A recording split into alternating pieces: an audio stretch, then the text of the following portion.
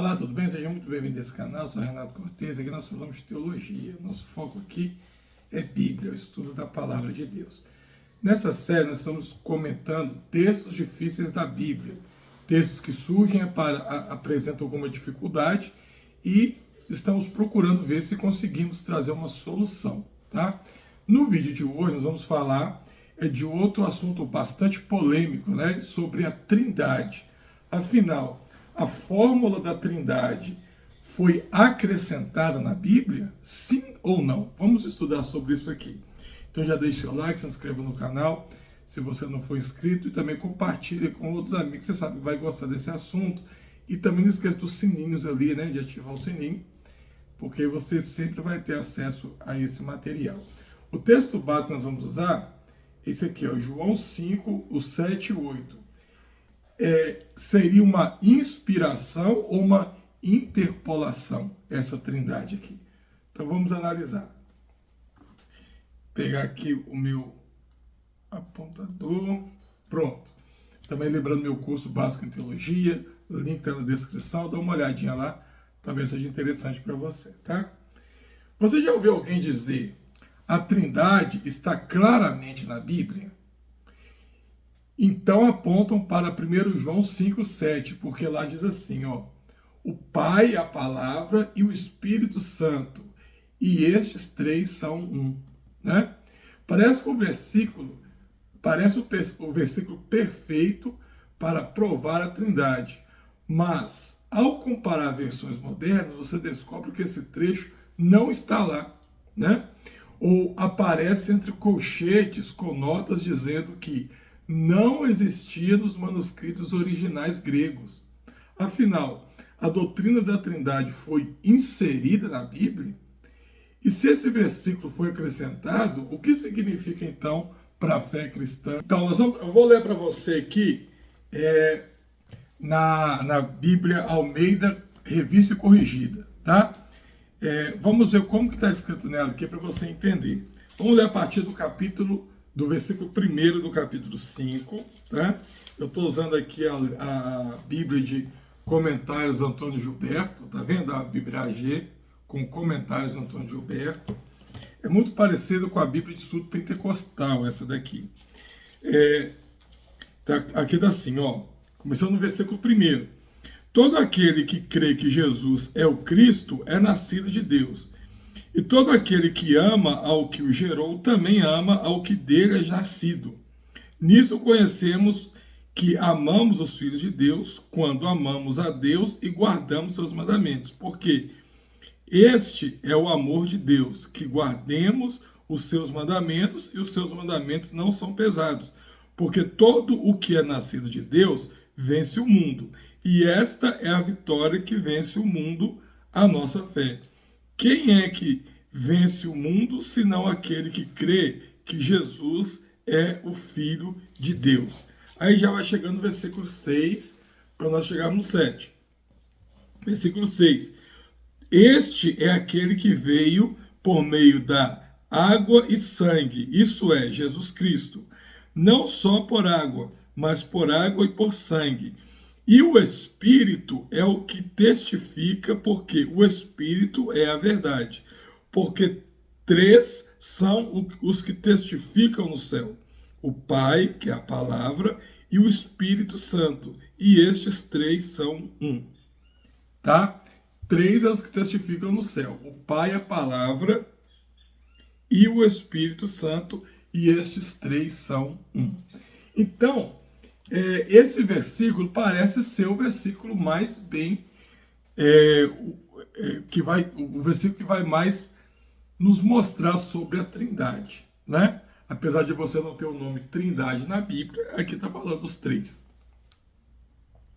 Mas como eu falei aqui, ó, a doutrina da Trindade, será que ela foi inserida? Será que ela não está aqui? Por quê? Porque você vai encontrar esse texto aqui com advertência, né? Aqui nessa Bíblia, aqui, vamos ver se tem essa advertência. Essa versão aqui é a versão Almeida, Revista e Corrigida, a 4ª edição. Nessa edição aqui, eu não tenho nada de rodapé. Vou ver se eu mostro para você aqui, ó. aqui, ó. O versículo está aqui, então não tem nada de rodapé aqui, tá vendo? Então nessa daqui você não perceberia esse erro. Mas eu vou pegar aqui, ó, a versão da Thomas Nelson, que é a versão NVI, e quando eu vou ler aqui a versão 4 e 5, aí sim, vou ver se eu consigo colocar aqui para você, vai focar. Olha aqui, ó, aqui está o versículo e aqui você tem a nota de rodapé. A nota de rodapé aqui está falando assim, ó, alguns manuscritos da Vulgata dizem testemunho do céu, o Pai, a Palavra e o Espírito Santo, e estes três são um. E há três que testificam na terra, o Espírito. Isto não constam em nenhum manuscrito grego anterior ao século VII, ao século XII. Não consta em um manuscrito grego anterior ao século XII. Tá? Então aqui já me mostrou. Eu vou pegar uma outra versão, que é a versão MVT da Bíblia Filament. Essa versão NVT, vamos ver o que ela informa para nós. Vamos lá. Ó. Vou chegar aqui em João, 1 João, lá no finalzinho. João 5, versículo 7. Vamos ver se aqui... Aqui, ó. João 5, 7. Eu também vou ter as notas de rodapé aqui, ó. Se você dar uma pausa no vídeo, você vai ver que está falando do detalhe aqui. O que está escrito aqui? Ó, alguns poucos manuscritos tardios acrescentam no céu o Pai, a Palavra e o Espírito Santo, e estes três são um. E temos três testemunhas na terra, tá? Então perceba que as traduções mais novas trazem uma observação aqui para a gente. O texto em questão, então, como já mostrei, nas versões antigas, como Almeida Corrigida Fiel, 1 João 5, 7 e 8 vai estar assim, né? Porque três são os que testificam no céu, o Pai, a Palavra e o Espírito, e estes três são um. E três são os que testificam na terra, o Espírito, a água e o sangue. Mas em versões mais modernas, como a NVI, que eu li para vocês aqui, a NAA, que eu não tenho a versão física dela ainda, e a Almeida século XXI, o texto está assim: pois três são os que testificam, o Espírito, a água e o sangue, e os três concordam entre si. A parte que menciona no céu o Pai, a Palavra e o Espírito Santo foi removida ou está entre colchetes, tá? Então vamos fazer uma análise aqui para a gente poder entender o que isso pode acontecer. Já vou deixar tudo aberto aqui. A primeira evidência que nós vamos ver aqui são evidências dos manuscritos, né? Então a chamada Coma Johannel, acho que é assim que se pronuncia isso, porque em latim eu não sei falar direito, né? Essa parte trinitária não aparece em nenhum manuscrito grego anterior ao século XIV, tá? Nenhum manuscrito anterior ao século XIV.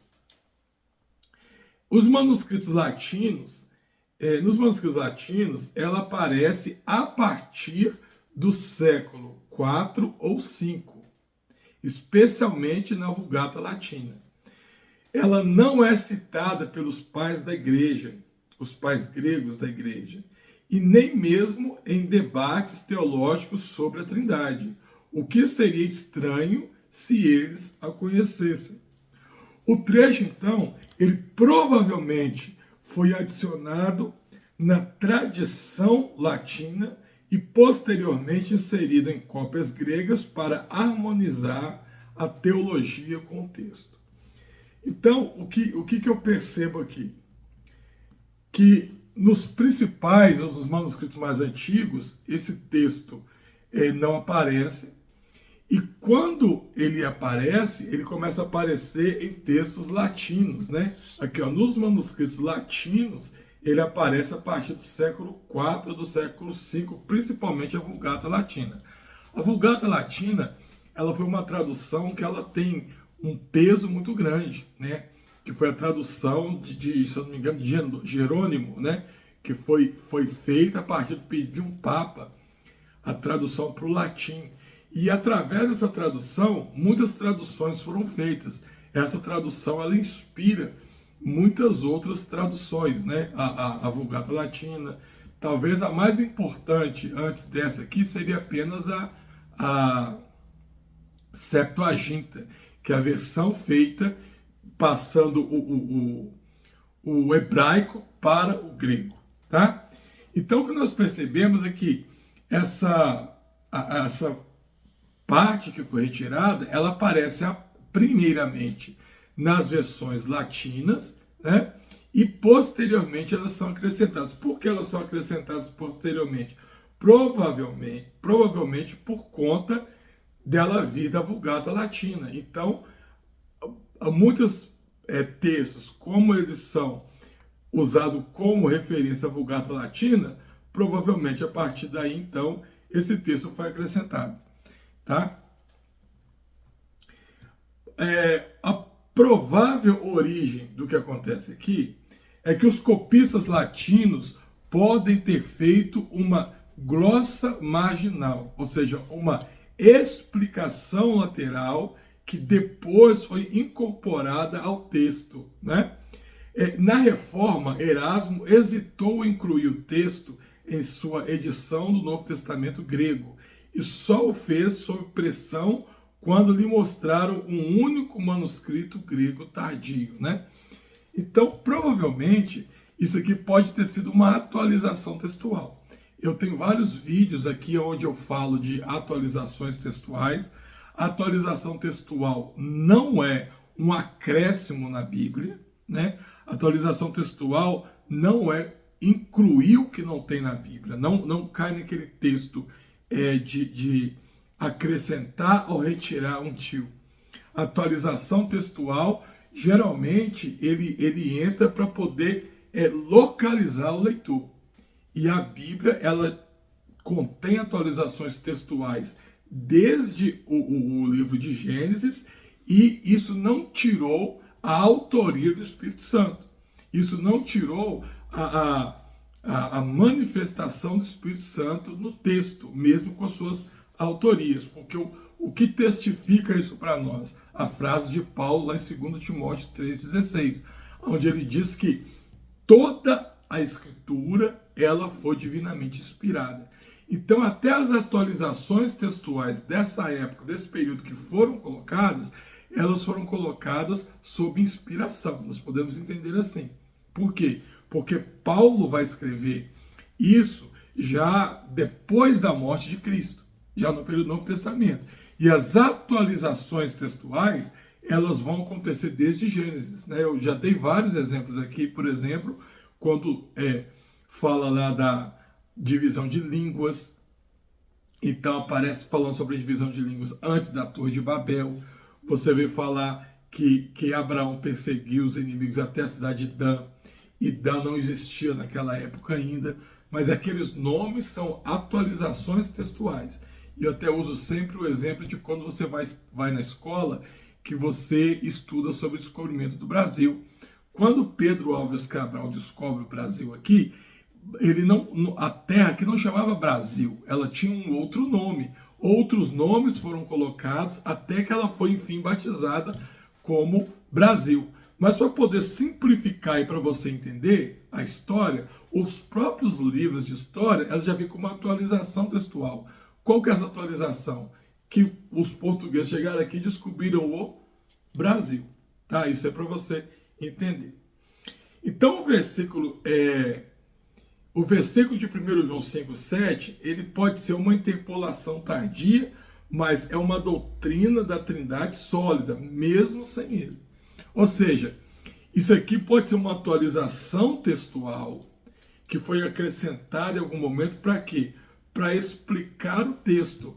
Mas isso aqui não tira, não acrescenta nada novo. Entende? Porque isso pode estar aqui e não compromete a Bíblia, porque isso não acrescenta nada novo. A doutrina da Trindade, ela está presente em toda a Bíblia. Quando você lê Gênesis capítulo 1, você já vê a Trindade ali. Quando você lê Gênesis capítulo 2, você já vê a Trindade ali. Quando você lê a Bíblia ao longo de toda a história, você vê a Trindade. No batismo de Jesus, você vê a Trindade, né? Jesus saindo das águas ali, você vê a Trindade ali. Então, esse texto, ele não está acrescentando nada novo. Por isso nós dizemos que é uma explicação, é uma atualização textual. Por quê? Porque a doutrina da Trindade, ela é muito sólida, ela é muito bem embasada em toda a Bíblia e ela não precisa de um único versículo para poder validar ou invalidar essa crença, tá certo? Então a autoridade da fé, ela não está vinculada a um versículo isolado, mas no conjunto de toda a Escritura. A Trindade não é um conceito inventado pela igreja medieval, mas ela é uma compreensão profunda do Deus que se revelou como Pai, como Filho e como Espírito Santo. Então nós aprendemos que a verdade bíblica pode ser examinada sem medo, porque Deus não precisa de falsificações para ser exaltado, tá certo? E nós podemos fechar aqui dizendo que João 5, 7 e 8, como aparece nas versões mais antigas, não fazia parte do texto grego original, provavelmente. Isso aqui é uma ideia, tá? Mas isso não enfraquece a doutrina da Trindade, apenas nos lembra que a fé verdadeira, ela se constrói sobre o que foi revelado. Eu espero que você tenha entendido, que tenha sido interessante. Se você ficar com dúvida, volta ao texto, porque é muita informação. Tá certo? Deus te abençoe. Fique com Deus e até o nosso próximo encontro.